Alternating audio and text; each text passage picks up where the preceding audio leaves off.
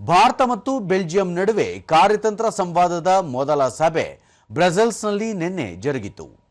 ವಿದೇಶಾಂಗ ಸಚಿವ doctor S Jaishankar ಹಾಗೂ ಬೆಲ್ಜಿಯಂನ ಉಪಪ್ರಧಾನಿ ಮತ್ತು ವಿದೇಶಾಂಗ ವ್ಯವಹಾರಗಳು ಹಾಗೂ ಯುರೋಪಿಯನ್ ವ್ಯವಹಾರಗಳು ಮತ್ತು ಅಭಿವೃದ್ಧಿ ಸಹಕಾರ ಸಚಿವ ಮ್ಯಾಕ್ಸಿಮ್ ಪ್ರೇವೋಟ್ ಉದ್ಘಾಟನಾ ಅಧಿವೇಶನದ ಜಂಟಿ ಸಹ ಅಧ್ಯಕ್ಷತೆ ವಹಿಸಿದ್ದರು. ಈ ಸಭೆಯಲ್ಲಿ ವ್ಯಾಪಾರ ಮತ್ತು ಹೂಡಿಕೆ, ಹಸಿರು ಇಂಧನ ಪರಿವರ್ತನೆ, ನಾವೀನ್ಯತೆ ಮತ್ತು ತಂತ್ರಜ್ಞಾನ, ಸಂಪರ್ಕ, ರಕ್ಷಣೆ, ಭದ್ರತೆ, ಪ್ರಾದೇಶಿಕ ಹಾಗೂ ಜಾಗತಿಕ ಸಮಸ್ಯೆಗಳು ಮತ್ತು ಜನರಿಂದ ಜನರಿಗೆ ವಿನಿಮಯ ಸೇರಿದಂತೆ ವಿವಿಧ ಕ್ಷೇತ್ರಗಳಲ್ಲಿ ಸಹಕಾರವನ್ನು ಗಾಢಗೊಳಿಸಲು ಭಾರತ ಮತ್ತು ಬೆಲ್ಜಿಯಂ ದೇಶಗಳು ಸಮ್ಮತಿ ವ್ಯಕ್ತಪಡಿಸಿದವು.